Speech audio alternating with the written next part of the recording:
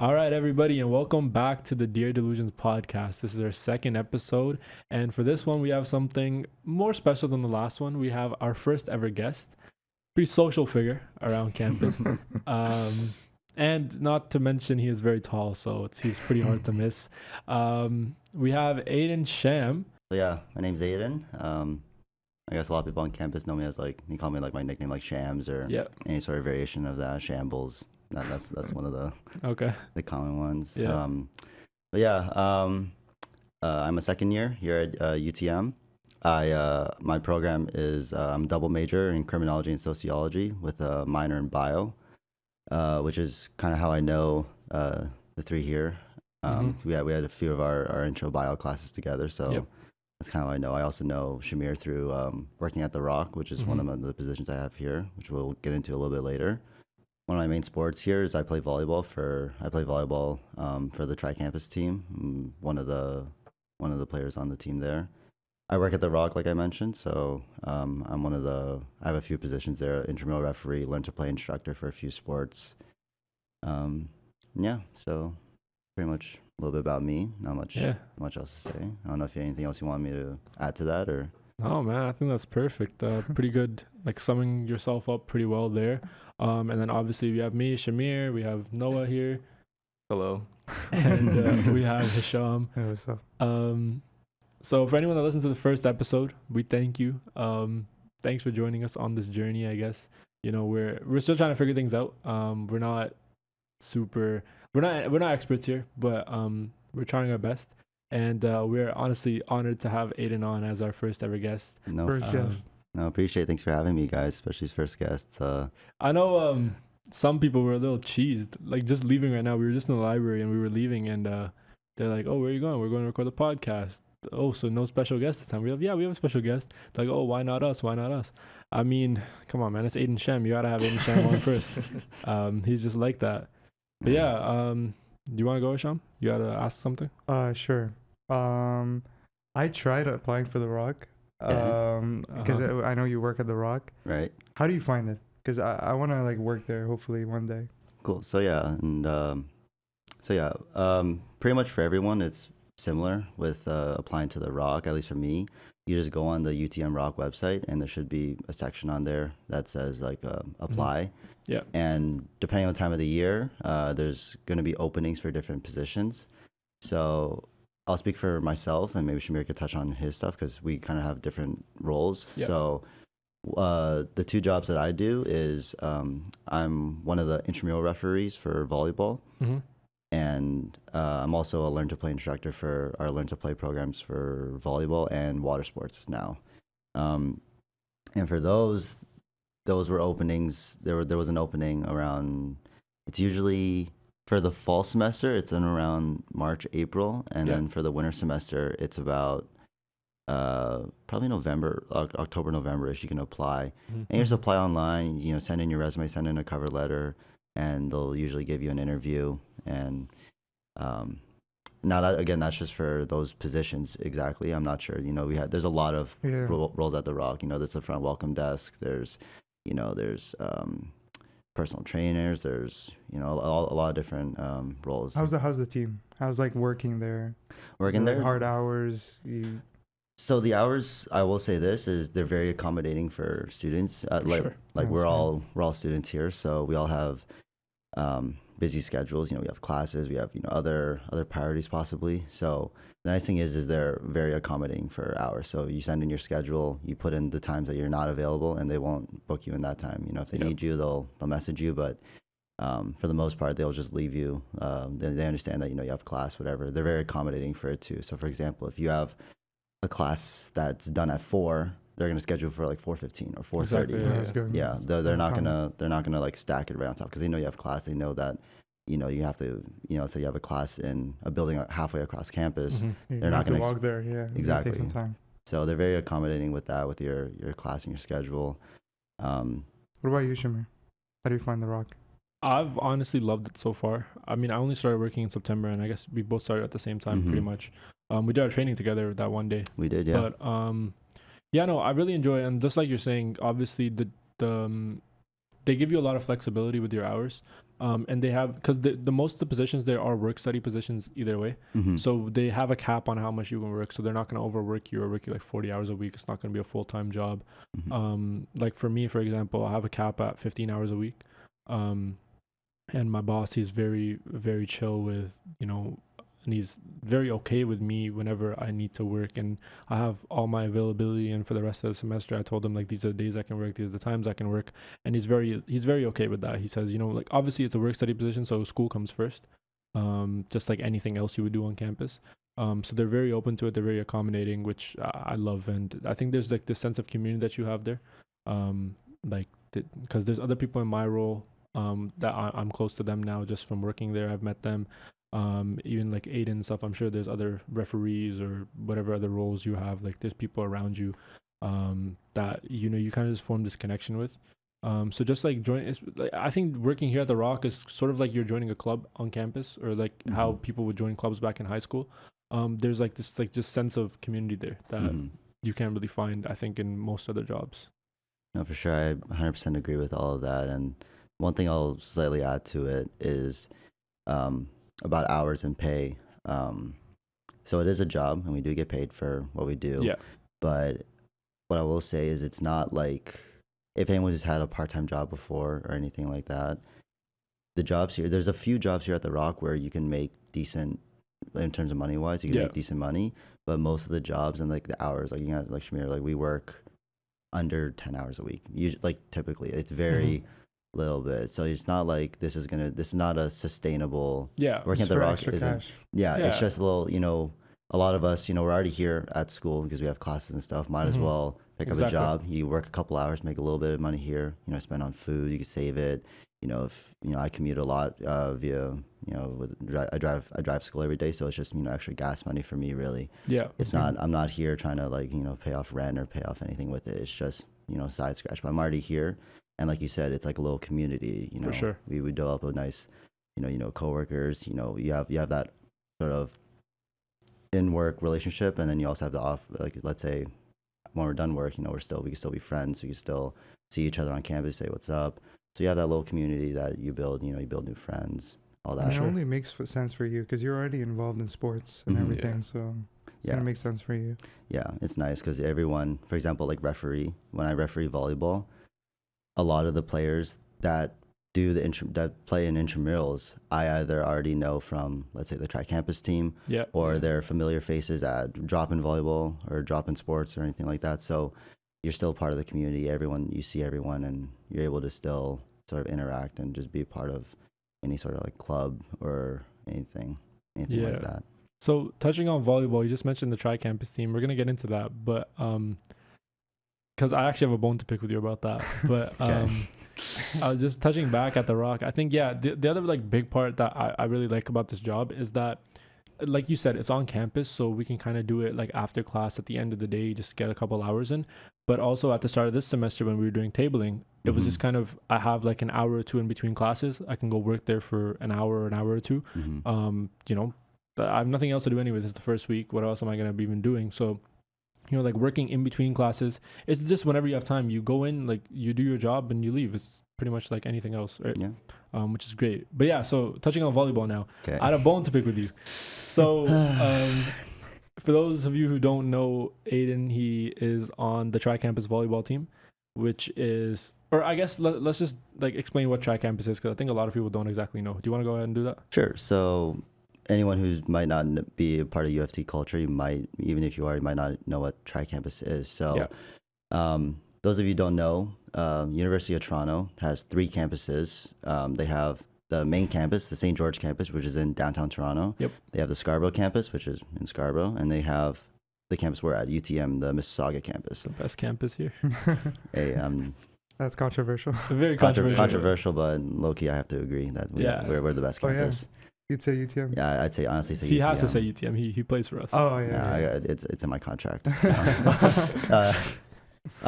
So in terms of varsity sports, obviously there's the OUA, so that's the big varsity organization for all the universities here in Ontario. So UFT does have a varsity team. They operate out of the St. George campus. You know, Varsity Blues. Go Blues. Gotta represent. But we have the three other. You have like us, the other campuses, which we don't have varsity sports. And so what they chose to do is start something called Tri-Campus. So pretty much at the beginning of every year, they'll host essentially walk-on tryouts. Yeah. And because there's a lot of players, like people who played, let's say soccer, volleyball, basketball, whatever. For sure. And they're coming to university. They might not go varsity, but they have a lot of skill and they have 100%. they still want to continue on. So it's walk-on tryouts and then they make a team.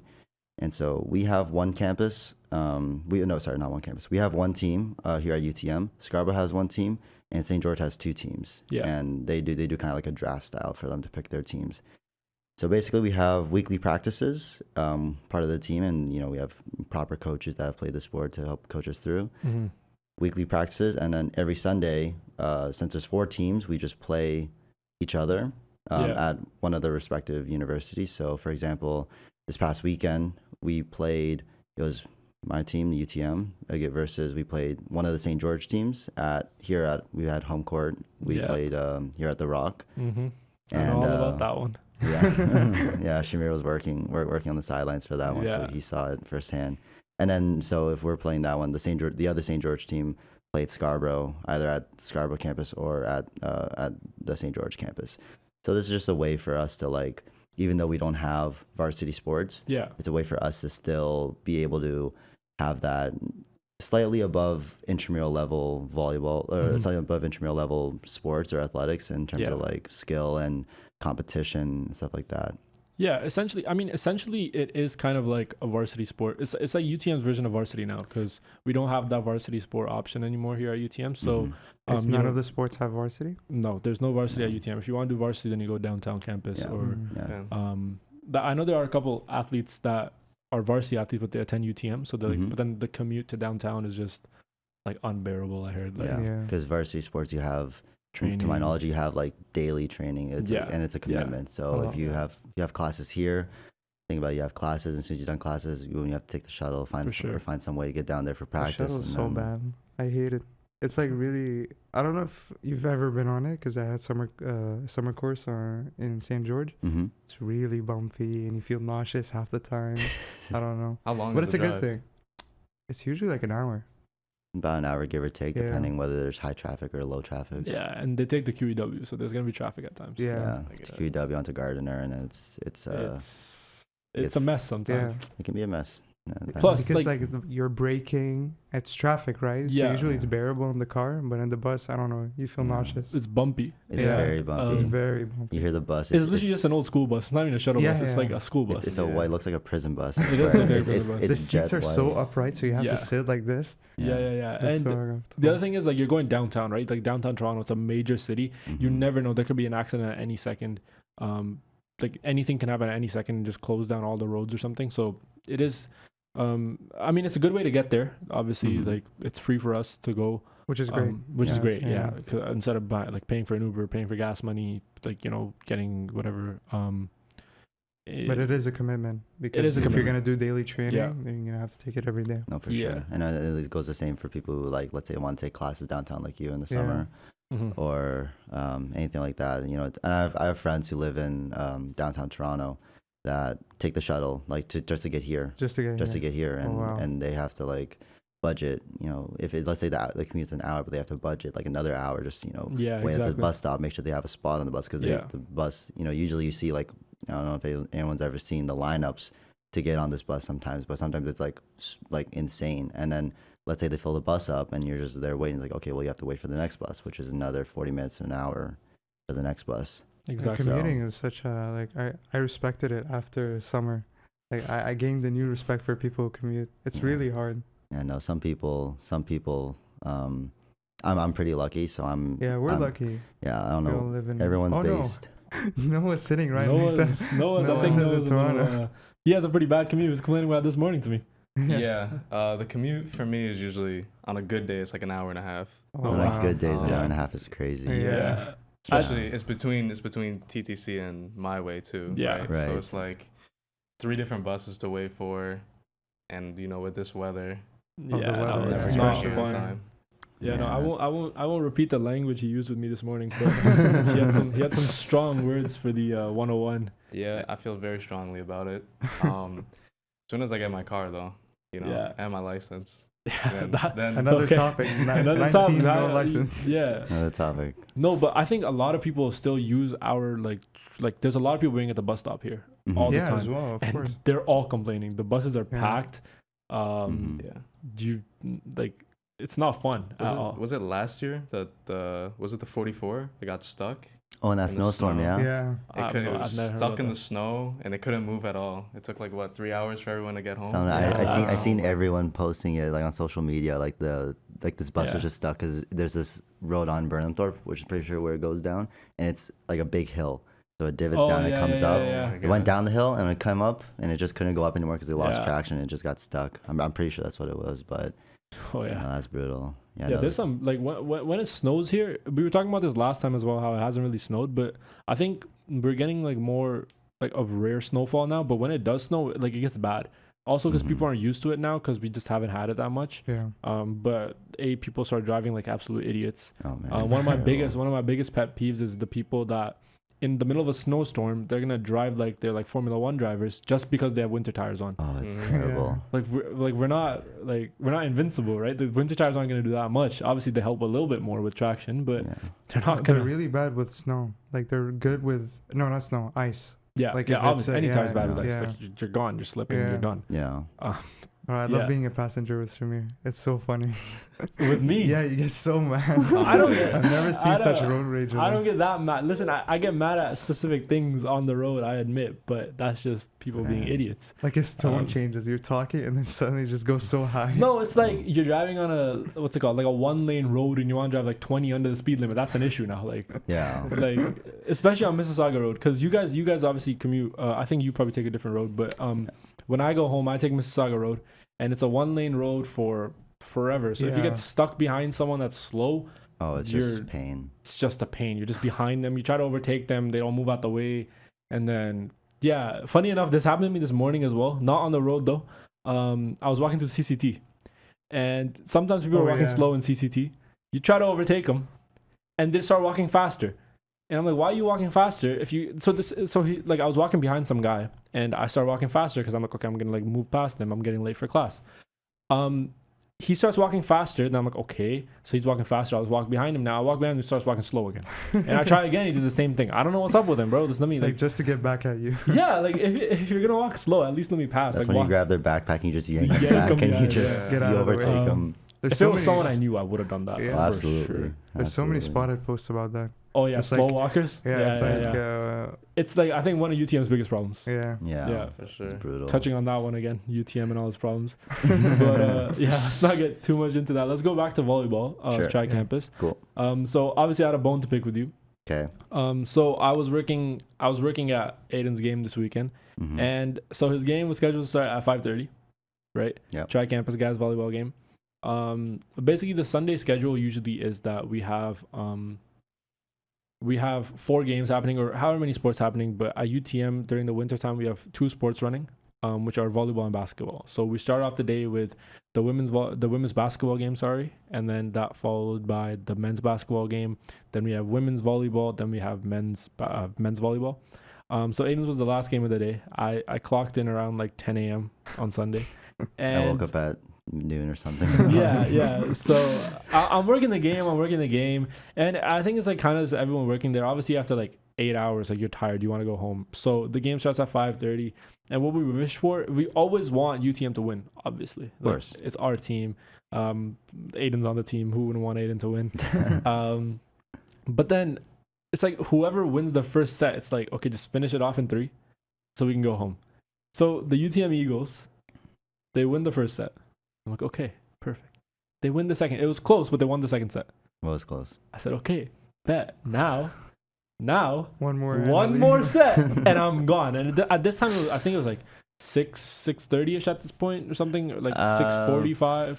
Probably. Yeah, game sets are usually anywhere between 20 and 30 minutes, Yeah. depending on the score and obviously how close the score is. Yeah, so it was like about to touch the 7. I was like, okay, like they can finish the set off and we can go home. Like I'm out of here. No, Then lost the third set. Then they lost the fourth set. And then the fifth set. And the fifth set was also close, by the way. Like, it could have ended off early. It could have been a blowout. But no, it had to be close. It had to go right to the end. And I think I got home around like 8:30 that day.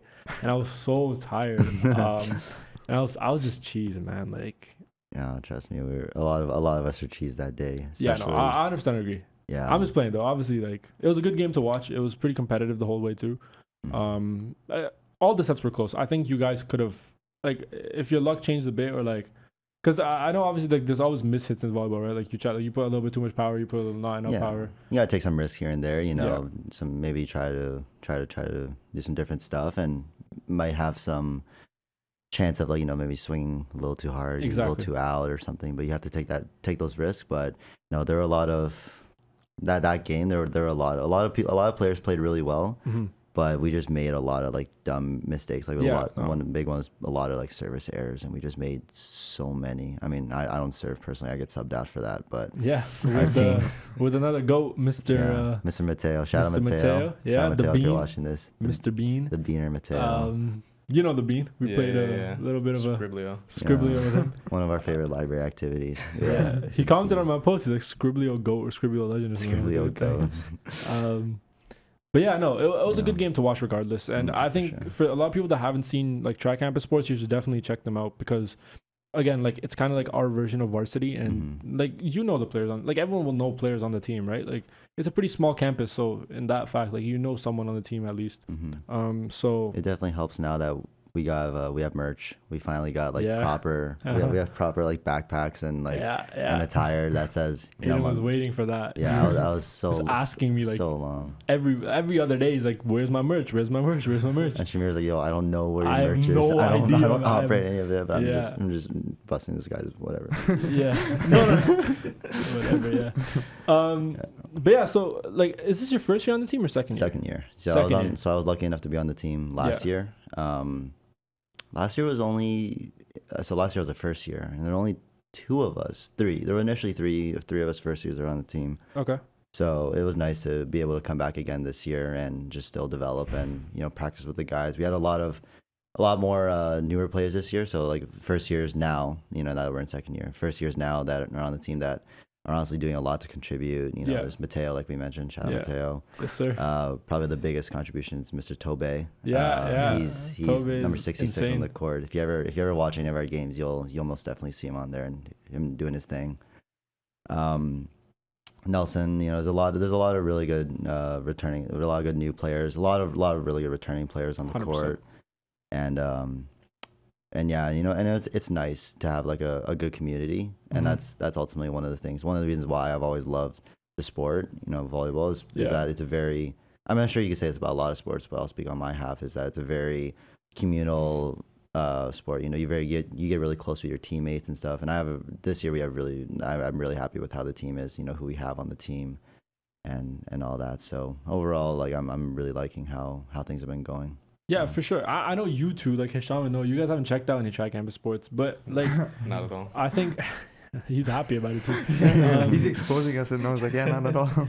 Yeah, so since like going back to Tri Campus for a second, so I think first of all, a lot of people don't know about Tri Campus. Like even me personally, like I knew there was teams last year. I didn't really know much about it until I started in my role.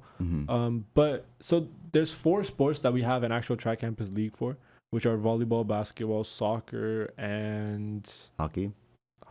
Yeah, those are the 4 that we have actual Tri Campus league for. And then there's other sports that we have, like flag football. Flag football and ultimate frisbee are both Tri Campus. They're Tri Campus, but the difference there is that they have other teams. So there's not just 4 teams. So then, like for football, for example, downtown, their law school has their own team. Really? Yeah, their medical school has their own team. Wow. I didn't know about that. Yeah. So then same thing with ultimate frisbee. And then for me, I'm on the cricket team. So for us, we don't play any other school. Like we haven't, so far this season at least, we haven't played against Scarborough or St. George. Do they have a cricket team as well? Or? I think they do, but we haven't played against them for some reason. So it's not really a league. We just have tournaments once in a while. So we have one this Friday, we have one next Friday, and it's against other schools or colleges. So we have like Humber, Conestoga, Mohawk. Right. Like this week we're going Mohawk, for example. So that's pretty cool. But yeah, I mean, so can you touch a little bit about on how you kind of like how, so for me, like I said, I didn't really know about Tri Campus first year, and I think a lot of people don't. How'd you kind of like figure that out and get into it? And what's your experience been so far with that? So back in my first year, I remember I went to what was it? Oh, I went to drop-in volleyball, and that's one thing that I recommend is we have our drop-in sports here at the Rock is pretty good. You know, they're fun. Yeah, you 100%. have volleyball, there's basketball, there's soccer, there's a lot of different sports, and they're very like accommodating. Just check UTM drop-in schedules and you could see. I remember I was at a drop-in and obviously some existing players there, and they told me, so, oh, you should probably try out for Tri-Campus. And I was like, oh, what's Tri-Campus? Like, I also didn't know anything. I'm gonna be honest, I knew nothing about UTM, period. Like even like academics wise, but that's a whole other thing. Touching on that, just sorry to cut you off, but touching on that, us walking out of class today, we saw a tour of people going to UTM. So it was funny. Like grade 12 kids, like and I always joke about telling them not to come here. It's not like you just act mad depressed or something. Like, save yourself. Don't come here, please save yourself. You're Go like anywhere holding else. your head, just like start like banging everything. Yeah, bro, this is cool stuff. But sorry to cut you off. Continue. Yeah, no worries. So and then I remember one of the players, Francis. He told me like, oh, you should probably try out for Tri-Campus. I was like, oh, what's Tri-Campus? And he explained it to me, just like how I explained earlier. And then you just go on the UTM website or UTM Rock website, and you look up for the Tri-Campus sports, and there's like sign up registrations for whatever tryouts that happened at the beginning of the year. Tried out and made the team in the first year. Big dubs. Big dubs. It was big dubs. It was kind of like there were only like probably 4 or 5 people that tried out for my position, which is middle blocker, and 3 of them were really, really bad. Okay. And so I kind of just naturally I'm definitely not the best player on the team. I definitely wouldn't crowd myself that, but like I was of that bunch, I had some better skill than some of them. So I was thankful to be on the team and really just got to train and get better at this craft. And so being on the team in the first year, as a first year, I was really like trying to just like kind of find my role on the team, trying to just always be like that supportive role. I might not get the playing time that I'd want, but just be supportive for the team, give it my 110% at practice. And the team was great, honestly, a lot of really good players. I definitely it was through the team that I got really close with some people. I definitely got closer with some people than others, and others were just like, they're on the team and we were just mutually like, we had respect for each other. Yeah, for sure. And a lot of that carry like now to this day. One of my I would say I call my really good friends here at UTM. I met through volleyball. Shout out Tozy if you're watching this. Tozy, yeah. But I met him through the Tri-Campus team, and we've been pretty good friends ever since. And so that's one thing, and I'll kind of sort of mini side tangent. That's one thing I'll recommend anyone who maybe they're coming to university for the first time, or they've been here and they're kind of shy or anything. That's one thing I would always recommend is, and I tell everyone this who come to university or otherwise, join some sort of group on campus. For sure. And there's clubs, there's sports teams, and you'd be surprised how many new friends. Like if you have struggle like making friends or anything like that, if you join, let's say you like, I don't know, playing chess or something. I bet you we have a chess club here. We do. Yeah, we do. Campus, or something like that. Or you like playing volleyball. Don't just come to drop-in sports, and you'll make tons of friends. And you guys all share a similar hobby.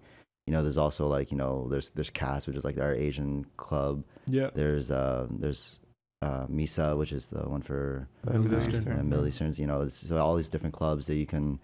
They usually have it like the first, I don't know, a couple of weeks. They have like a week where they just put out the clubs in CCT. The fair. The fair. Yeah, and you just see all the tables out. That's a good opportunity. Yeah, you just see everyone. But yeah, and that's because there's a lot of people that come into university with the fear of like, oh, I'm not going to know anyone. I'm not going to anything. And that's the one thing I liked about universities is that they have all these different opportunities to find people that share the same passion as you. And then that's one of the easiest ways you can make friends, and then just go from there with that. And volleyball for me was that. So like drop-in sports, leading to intramurals, and then Tri-Campus team. I already had a passion for volleyball before coming to university, and I just was able to find others that shared that, and then it sort of just happened from there. Yeah, no, and I think a lot of people are also kind of scared about like they think that, oh, maybe we're not good enough to play in drop-ins, for example. But I think drop-ins, honestly, like the people there, they're very inclusive. Like they're not gonna like say, okay, like you don't know how to play, like get out, like get lost. No. And if for example you genuinely don't know like how to play but you want to learn, we have options like learn to play volleyball. We do. We have different learn to play sports where they kind of teach you the basics of the game. And that's kind of how the Rock is structured. So we have like a bunch of different levels where, you know, you go from learn to play, you go to drop-ins. From drop-ins, if you think you're like good at drop-ins, you make a team with your friends, you go to intramurals. And then if you think that, you know, you're good enough, then you can go straight to like tri-campus afterwards. 100%. And yeah, I think that's very good. And like Aidan said, it's like 100% like join clubs or join, like it's a pretty, again, like it's a fairly small campus, but we have a lot of options here for like, there's hundreds and hundreds of clubs here. Like there's clubs that sometimes I think like why, like there's 3 or 4 that are the exact same things, but they have like small differentiations that make them like unique in their own way. Like there'll be I don't know, like there's just a bunch of different options, right? Like everyone can. Also, you can make your own club, which is great. Yeah. Like our friend, shout out Tarek. Yeah. He has the free dental club. Yeah. Yeah. If it's something you think the university is missing in any way, like you said, there might be some differences. Yeah. It's good that you can make a community of your own and, you know, share it with others, share your passion. Most definitely, yeah. 100% agreed. For sure. So you've been playing volleyball for a while now? A little bit, yeah.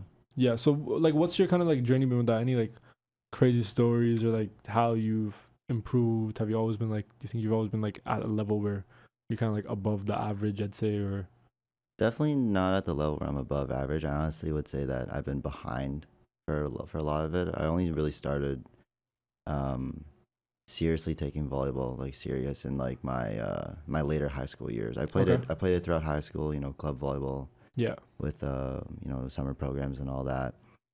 But I only really seriously started taking it seriously in my later years of high school, mostly because I've been very prone to injuries, and so I've always had at any point from like grade school up until now, I've always had, every year it's always something different, whether it's, you know, a broken wrist, a torn rotator cuff, or you know, some sort of like I have jumper's knee or some other injury that's kind of prevented me from playing the sport or anything like that. I feel I have the same thing. I can't count the times I broke I think I broke my leg twice in the same spot. Really? And I broke the other leg, and they all had like casts and everything.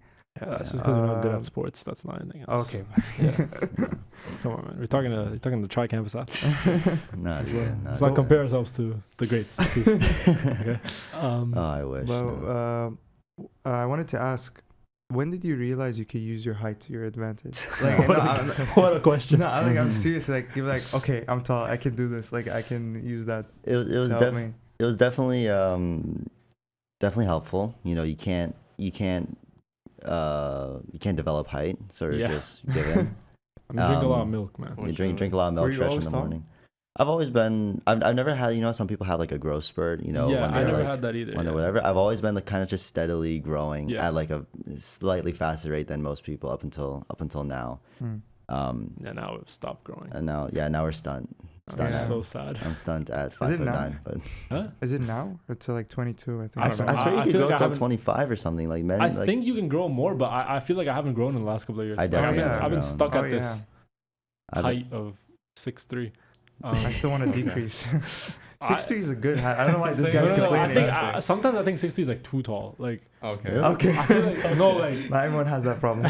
Don't even start with tall person issues. Tall person issues are a real thing, man. Oh my god, it's so issues followed by that. Listen, the biggest problem is, and I said to you two the other day as well, it's like when I'm walking beside you two, I feel like I'm like your father or something. It's like, wow. Like, oh my listen, god. like no shade to you. I don't want to sound privileged or anything. I know like a lot of, like I know. The way you saying it. I know. I know nowadays, like also in like society, like height is like a big thing now. Like especially with like, I don't know if I have to say that, but Yeah, what Hisham girls doesn't want like, and yeah, Hisham Like doesn't with girls and himself. stuff. yeah. It's like an automatic. Yeah, you ask them what's the minimum height, and they actually give like a number. 6'2". The 6'2", yeah. the number usually starts with a 6. It's like Yeah, 6'1", like, 6'2", no. whatever. Noah's awfully quiet. No. You can't count No, on I'm just that. saying, like, there's also like victim weight too, and victim height. Like, if you go out on the street, if you're 6'3", the chances of you getting robbed are way lower than if you're like 5. That's what I'm saying. Yeah. He's talking about real world examples. Okay. He gets off at he takes the TTC. He knows like he's been through some knows. dangerous areas. See, everyone is a threat. Yeah, Yeah. You gotta be safe out there. Yeah, I trust the commuters. I don't get Yeah. robbed on the 410. I'm just saying that. Yeah. Okay, see, that's a 410's privilege. dangerous though, man. 410, like driving Holy- wise. Yeah. They drive like they're. I mean, it's Brampton driving, so like It's Brampton driving. I'll say what I said last time. It's a zoo out there, bro. Mm. all right. So for, I'll say a little bit on that. I know we're going off major side tangents, but Nah, that's cool, man. We just That's keep okay. it. That's what it is. That's Yeah, wrong. we'll just keep it going. Why not? So I am from Brampton. Grew up Yeah. there. Grew up, Brown boy. I claim the B's gladly. Oh, no. He's an honorary brown boy. honorary brown boy. You know, I got my brown name Danjeet. Okay. Okay. Yeah. Shout out to Kartik for giving me that name. But what's it called? So yeah, growing up in Brampton my whole life, obviously you see the driving and see how bad it is. Yeah. But one thing I will say, so like having to like drive in Brampton daily is it's made, and I'll say this probably, it's made me such a, like, I call myself like a tactical driver now. Okay. Yeah. Because of how much you have to, like, when you're driving Brampton, it's not just you. You have to watch the other Oh, cars. You have to yeah, watch yeah. the Oh, yeah. idiot 100%. that definitely doesn't have a license, that, you know, is Yeah. breaking every like 99 rules and Yeah. then some.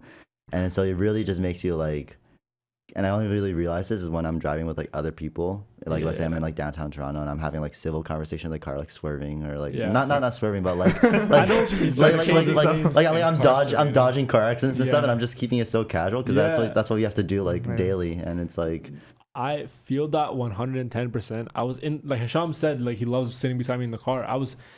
We're driving in the car and this guy's like, I hate how you drive. I'm like, why? He's like, why are you changing lanes so much? I said, I don't want to get stuck behind this guy. I know he's going to be a bad driver. I know something's going to happen. You have to be tactical with it. I 100% agree with you. I hate the saying, like people saying like, oh, you're a reckless driver. I'm like, I'm not reckless, I'm efficient. Efficient, It's exactly. not. I am like yes, I'm swerving in between lanes, but I have my signal on a little bit. Yeah, You know, exactly. That like- 2-second signal. Yeah, and- the 2-second signal, I'm swerving, you know, I'm going around. Yeah. I'll get you from point A to point B as fast as possible at the most Exactly. efficient rate in one piece, hopefully. And then, And it's not Hopefully. just that. I think some people that like claim that they're like good drivers. I'm sure there's a lot of good drivers. Like I'm not saying I'm like the best driver, but no, like a lot of them, they're like speeding all the way. Like they're going like 140, 150. I don't do that. That's not something I do. I'm efficient in other ways. I'll switch lanes and I'll go in a lane that's faster. I And don't like also- that style. I'd rather take the left lane and just continue. Yeah, I know, but you also drive 20 into the speed No, limit. So it's a that's not problem. what I do. He Did you always get, says this. listen. Okay, guys. Now you have to go in and expose the Sham a little bit. No. So let's set the scene. So we're first year students. Was this 132 or 134? Oh God, you're gonna expose Was it me like that? 132 or 134? the math, Dave. I think Yeah, it I was think so. 132. 132. Yeah, so we're sitting in 132. We're minding our own business, and 132 we had late classes last year, so it's already like 5 o'clock or 6 o'clock. Yeah. We're sitting there. We're about to leave. We're packing up. Hisham's also known for packing up very slow. So he's Yeah, he packing is. up his stuff. All of a sudden, some girl approaches us. I'm like, okay. She's like, and she starts pointing at Hisham. She's like, "Are you that guy that drives that white car every day on the road?" And I'm like, "That is him." Oh my gosh. She's like, "You're so slow. I'm always behind you. Like, no. I'm flipping you off all the time from behind you. You're so slow. Why are you guys so slow?" And since then, I knew that Hisham's a terrible driver. But you've seen me drive. No, I'm no, not okay. even slow. He's not slow, but he's When? slow. No, I'm not slow. No, he's not slow, but he doesn't do like he's not tactical. Yeah, I won't He's not swerve like that. efficient. He's like, I'll ride in this lane gladly because I know it's gonna take me all the way home. Yeah, Yeah. but I would never like.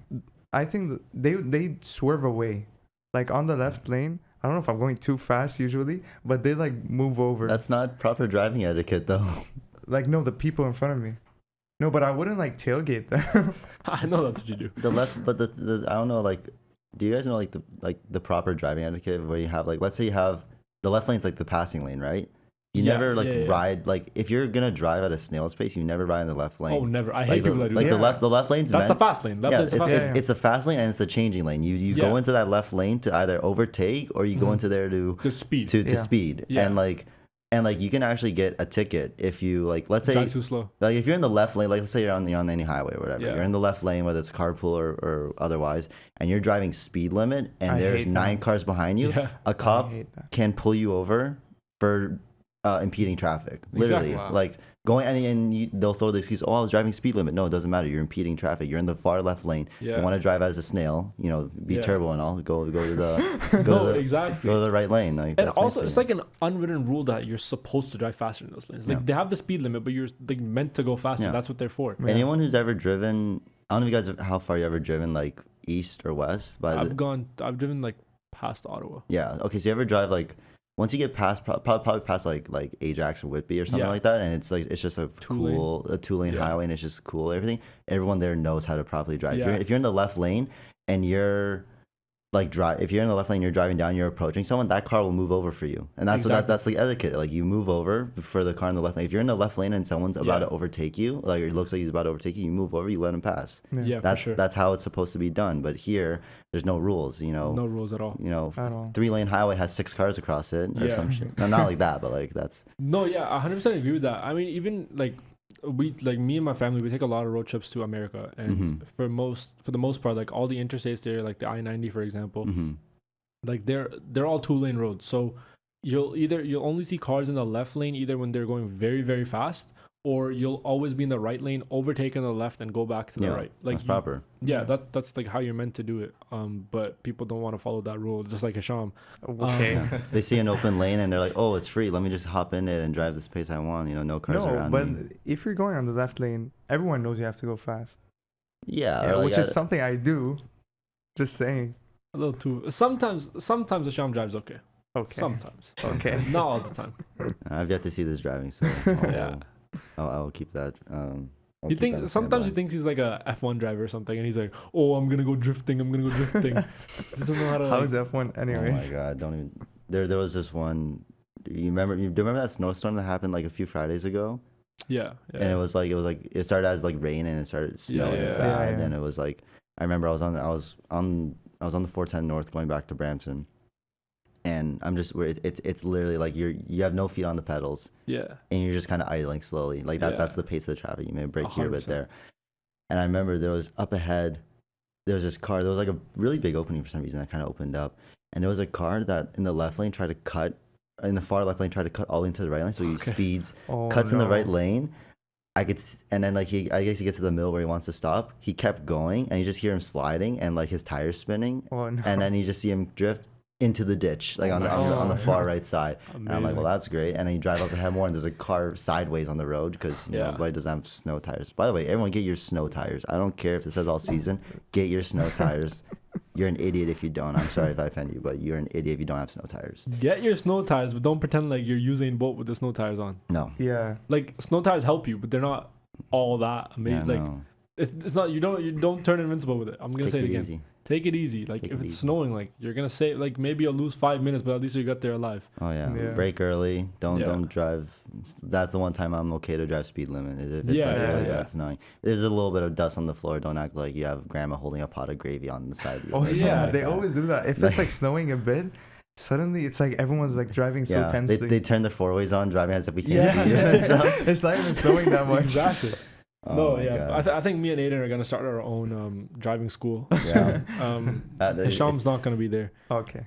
Maybe we'll train Noah to get his license. We'll call it the I'm a G3. G1. The G3. The Yeah, the G3. G1. I feel like everyone needs the G3 at this The point. G3 The is G2 is just not even. tactical driving. Everyone just buys their license now. I promise. you. Yeah, I swear- it's I not swear that's even the enough thing. anymore. Like people can actually like buy like the same way you like hot safety a car, like you just Yeah. buy a safety, you could buy a license. I'm like, that's Yeah. insane. Mm. Yeah. Speaking of though, I went to Pakistan in the summer, and my dad said, "You know what? Let's get your license here."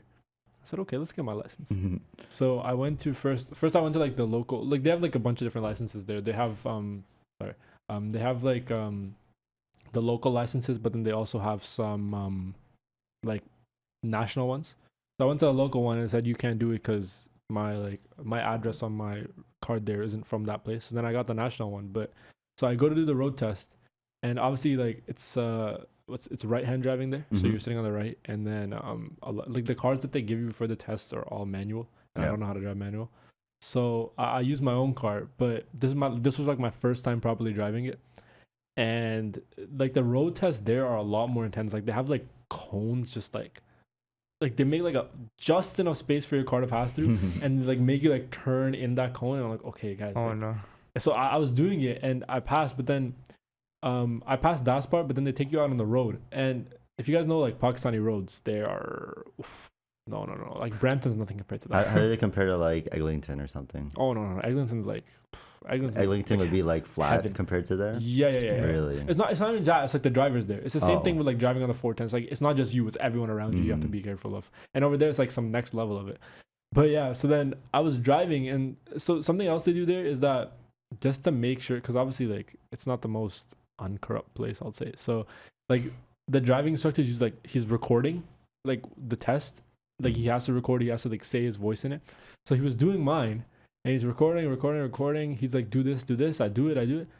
Out of nowhere, he shuts the camera. I'm like, what's going on?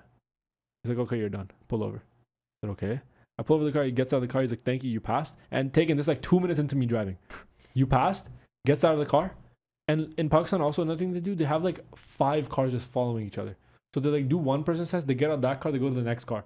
They do that person's test. And then when you're done, you can leave. How was that? I'm like, okay. What? I said, okay, bet. I'm going. So I leave. I go inside. They're like, yeah, you got your license. Here you go. Full license in Pakistan within like 20 minutes. Okay. I was like, okay. And then I also had to do I had to do like one of the written tests, and they're like, okay, like what are the answers? And like I thought I was gonna do it because I saw other people doing it, and then like the guy helping us, he's like, oh, don't worry, you have your license already. Bam, bam, bam, bam, bam. Answer. Okay, you're done. You're done. Your written part of the test. I'm like, okay, bet. That's fine. So yeah, that's always. Yeah, Pakistan's an interesting place in itself. That is, damn. Yeah. You want to ask something?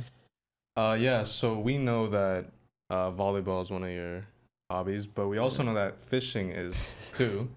I see them so- snaps. Yeah. How is that? 6 a.m. snaps. Yeah, my 6 a.m. morning snaps when I go fishing. No, so yeah, I would say in tangent with volleyball, fishing I would say is probably my other hobby / passion. I've been doing it since I was a very, very young kid, and it's followed me all the way up until now, and it's sort of what I do for work. One of the things I do in the summertime. Yeah, so one of the things I do in the summer is I help operate a charter service. So pretty much it's basically a yacht, like a yacht that's been converted for fishing purposes, and we operate out of Lake Ontario, out of Port Credit, and essentially people can like pay us, and then we could take like up to like 12 people. Like if you have a family or a corporate group event or something, come out on the boat. Let's say we have all the gear, all that. Take you out and we catch like salmon and trout and all these different species out on Lake Ontario, and we'll help you, with you want to keep fish, we'll clean them up for you. You get to take them home. And you get to, for most people, it's just a nice way for them to like come out on the water, enjoy whether it's a day off work or whatever, you hang out with family. A lot of people are gonna be like drinking and listening to music, having fun, and it's just my job to kind of just catch them the fish, like get the fish hooked up and just pass it on to them, and it's always a good experience and a good vibe. So that's one of my main passions. Have you always like, I guess, how'd you get into it? Like, was it a childhood thing? Was it? Yeah, so my uncle is the one that got me into it. He's another diehard guy who really likes fishing. Another diehard fisherman. And every time I was very young, I grew up the house I grew up in had a lake behind it, and it had some fish in it. And every time. That's a Brampton, huh? Yep. Yeah, professor's like, if you know. And we had a lake right behind the house, and every time I remember my earliest memories, my uncle, he'd come over for like let's say we had like a family party or something, like a get together, with the whole family. He'd sneak me out for a couple hours, and we go fishing. It was one of my earliest memories, and one of the reasons why I fell in love with it. And so yeah, my uncle got me into it, and ever since then, I've just kind of been doing it myself, learning, through like, YouTube or for sure other people, and it's carried on to now. So now I'm helping teach others and doing that. And so yeah.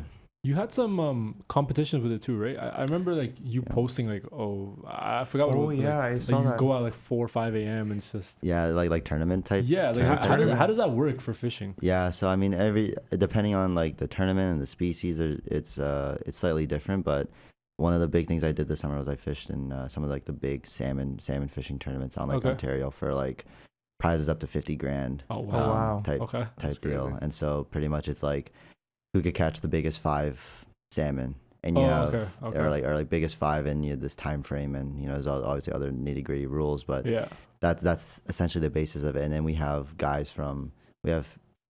other fishermen from all over, like whether from here local in Southern Ontario, even guys from the United States, like stateside on like New York or anything. They'll drive their boats up to come compete in some of these tournaments.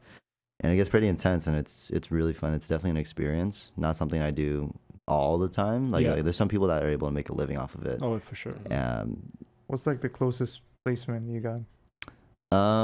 Closest placement. Sham's just using his Fortnite terminology right now. Closest I don't know, like first, second, third. Yeah. Closest I've ever gotten was for in terms of the salmon tournaments. I think we got 7th last year. Which wasn't too out of like 50, 60 teams. That's wow. It wasn't too bad. I think they placed only like they dished out prizes only 1 to 6, which is kind of like a little bummer. Just missed out. But no, it's really fun. And anyone who, I don't know how many people here are listening to this podcast are fishermen or are in deep as a sport as I am, but if anyone is that deep, they know how serious it can get. Oh, and how, for sure, yeah. And how in depth it can get at times. What's like the biggest fish you caught? Biggest or like fish? The best one? I don't know like anything about fishing, but like I don't know, like it's a good catch.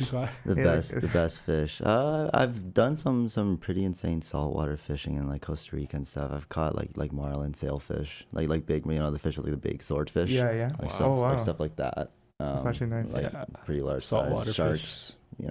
Stuff like isotonic, that. all that stuff. Isotonic. And biosynths are coming out right now. Bio 202. Bio 2. Oh my god, I didn't have to take that class. Thank God. Not too shabby.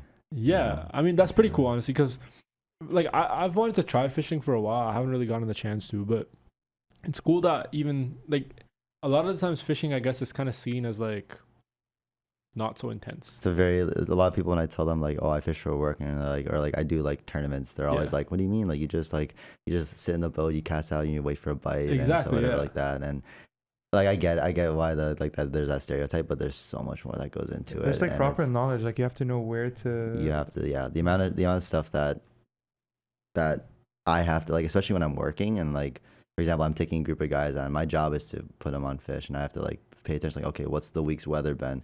What's the weather like today? Where would the fish be? What bait should I throw down? Where should I go? How fast should I be trolling? Whatever. All these different factors. Meanwhile, everyone's just day drinking, having a daytime. Meanwhile, I'm under all this other stuff. But it's knowledge that you build up over time, and that's with any sort of hobby or passion that you have. For sure. And but yeah, no, it's definitely a fun hobby to get into, and it's very, very peaceful. It's almost like therapy. That's the best way I could describe it for me. It's like it's like a getaway. 100%. Everyone needs that. That's good to have. Yeah. Whatever getaway you're able to find, just go for it. Use it, whether that's I don't know, hiking, you're like fishing or sports or video games or whatever it is. Just something to take off your mind from, like, I guess, because university you get under pressure, right? 100%. So you need something to just take your mind off that. Yeah, like we're just deep into our studies. Because it's very important. And like every other university, it's known for this, but UTM especially, it's known for its I guess environment, like throughout the term. Yeah, the exam season. Yeah, very much so. Yeah, it gets pretty intense. So you just need those little breaks that you're able to escape from, or look forward to escaping to. So for sure, fishing's mine in conjunction with volleyball. So that's good. Not too shabby. Yeah, Sham and Noah's is Fortnite. Okay. We'll play that game. One of them. It's one of them. Yeah, these guys play like they think they're professionals or something. They're literally planning in the middle of lectures. Like, what are we gonna do? No. It's never that deep. It isn't that deep. It's never that deep. Okay. I don't think we've ever done that. It's like a getaway, as Aidan said. That's okay. Sure. It's good to have multiple things too. No, but like, would you say fishing's kind of like, it's like stress relief? It's relief and gain at the same time. If I'm being completely Because he has honest. like a job after with that. Yeah, because I think for these two, like they're not relieving any stress. They're gaining more stress. Like they stress about it at school. No, okay. We don't stress it's about never it at that school. deep. It's an easier stress to handle. Yeah. It's definitely there can definitely be like, for example, for me, like there'd be like a lot of planning involved. Like I need to plan for like trips. Sure. And But would you say that's shit. stress? No, that's like something that comes with it. It definitely comes with it, but like once you're out there, like for me personally, like I've always been a morning person, and so like when I like wake up in the morning, let's say I'm out there like every morning when I work, and I realize, you know, for work I'm driving the boat out on like Ontario. I see the sunrise I can see the sunrise on the Toronto skyline, and then beautiful. It's beautiful every morning. Every morning our clients are always, you know, filming, taking video, and I'm just like, man, this is like what I do for work. And it's like, it's actually really cool. And it's very therapeutic, and it's very soothing. So very relaxing. And then once you get into the actual fishing, it becomes super stressful. But no, for sure, yeah. No, I get that. I think it's a good way. Like it's an escape from everything else, right? Very much so, yeah. Especially like I guess if you probably go by yourself, like it's just an assumption from what I see, but like if you go out like fishing by yourself or something, it's like it's just you, like the open water pretty much, and yeah. that's it, right? Like you can have your own little me time. You're there if you're out there like early enough, you see the steam coming off the lake, you hear the birds chirping, you hear you know all the wildlife and stuff. It's very soothing if you're ever game for stuff like that. But yeah, I mean it's not for everyone. Of course not. Everyone has their own little like hobbies. Everyone knows like what they want. Everyone has their own preferences. But no, it's definitely something cool. No, exactly, for sure. We're smiling right now because our friend just walked by. Shout out Ruman. We've had a couple people walk by that we know. Yeah. Shout out Ruman, Mr. Ruman. So he's making some weird faces outside. I don't think he knows we're talking about him. Yeah, Makes some weird faces. He'll hear about it if he actually listens to this podcast. Yeah, if he actually listens to it. And then we also had shout out to Saad. He is on the cricket team with me, vice captain. He walked by before. Go Saad. Go Saad. I heard you had like an R34 in your garage. Because like I'm more of a car guy, but not anymore. Yeah, we were talking about it earlier. No, yeah. So the R34, if anyone doesn't know, it's a car. It's a Skyline R34 Nissan. Yeah. It's for anyone who doesn't Walker one. For anyone who doesn't know, if you ever watch Too Fast, Too Furious or any of the Fast and Furious movies, that's Paul Walker, aka Brian. That's his like car, and that's kind of like an iconic car. It's very iconic. The car, like it is the Paul Walker car, the Brian O'Connor car. Yeah, it's like very like you see it, you're like known as like having that car. So I got the fortunate chance. So I how'd you stumble like on it? Yeah, so basically there was this guy that was selling an R34 from Alberta. I can't remember if it was the turbo or the trans or something. He wanted to upgrade in his engine base, but he wanted to upgrade the full thing. He wanted to upgrade, so he had to like rebuild the engine basically. Okay. Started building it. COVID hit, and I guess he just wanted to scrap the project for whatever purposes. Mm-hmm. And so he listed it for like, I don't know, 20 grand. It was half a car, like engine wise, but everything was still the same. And so one of my close friends and I, we kind of saw this and we were like, okay, let's hop on this. This is our summer projects during COVID. You know, nothing really happening. Let's hop on this. Let's see what we can build a car. So we co-purchased it. He paid for most of it, honestly. I just wanted to be like, if I'm being completely honest, he paid for most of it. I just kind of wanted to be there for the ride. Yeah, for sure. And just like seeing. Like, what was your decision to like divide it like on like for the week? Was he gonna take it for the weekends and? In terms, this car wasn't even like operational. Yeah, it wasn't operational. Yeah. So pretty much like he purchased most of it. And I was just kind of there, helping around. Yeah. Did you work on him? I helped him work on some stuff because this is kind of during a time when I also really wanted to get into cars. Okay. And I was like, and my friend was like he's actually one of like he like competes in like drifting events and stuff like that. Okay. So he's like deep into cars, and I was like very recently trying to get into cars. So I was like, so he was like, well, how about let's make this our summer project? Like I'll teach you how to like build an engine and build a transmission. And I'm like, oh, sick. So I was just there with him while he was like building his transmission for a first car in R34. That's not that bad. Yeah. But it's not bad at all. but yeah, so I got to see like the full process of like, you know, rebuilding it up and stuff like that. You know, painting it. And after we painted it, he painted a Paul Walker blue, which I'm still like kind of cheesed about because Why?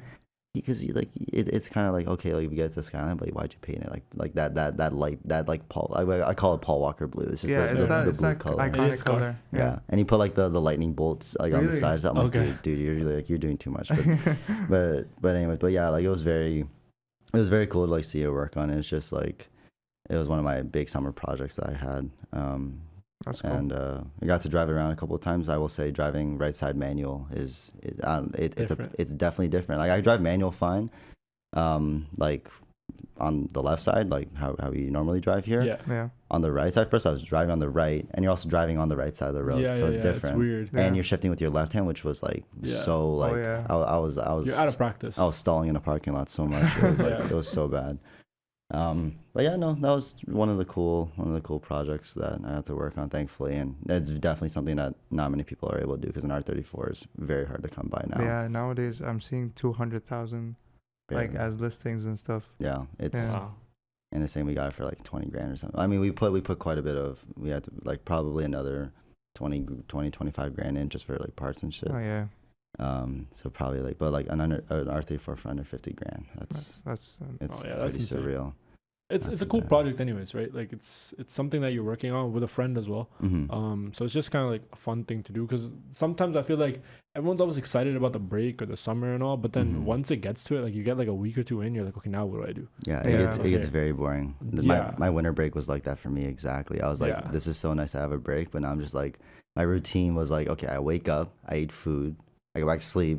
I wake up, I watch some Netflix, I eat more food, I go back to sleep. Like that was my routine. The moment you said I eat food, I knew your break was just because like if you have that as a like as something on your schedule, you just know you're bored. Yeah, it's just literally eating. Eating takes up a very good section of your day. It's like, oh man, you need a hobby. Yeah. So yeah, it's always nice. It's always nice to have like, you know, something to look forward to, whether it's like vacation or you have work or you know, that summer project or anything like that. You know, try, I don't know, build a shed. I don't know, just try some. Build a shed. Build a shed. Try something different. Just something to keep you busy. No, I actually built an R34 as well. Oh yeah. Yeah. Tell me about it. Yeah. So basically, I went to Walmart. No, so I'm being so serious. I went to Walmart, the toy section. They had a Hot Wheels. Paul Walker Lego R34. I said, you know what, bet, okay. I built that. It looks pretty nice. Yeah, I got same thing basically. Same you thing. Guys pretty did much. the same thing. Exact same thing. I got a pretty good Lego collection going on in my room in my office, and I love that because who doesn't love Lego? Hisham hates on it sometimes. Hisham hates on it. No, I don't hate on it, but Hisham claims to Hisham claims to be a car guy. He doesn't know anything about cars. No, I wouldn't say I'm a car guy. It's just I'm interested in cars. Aidan brought it up. He said, I'm a car guy, by the way. I'm not. I will say this, like, I have friends who are like, I will call them, they are car guys. They eat, sleep, breathe cars. They're like their nighttime activities is going drifting. Yeah, the carbon monoxide is probably terrible.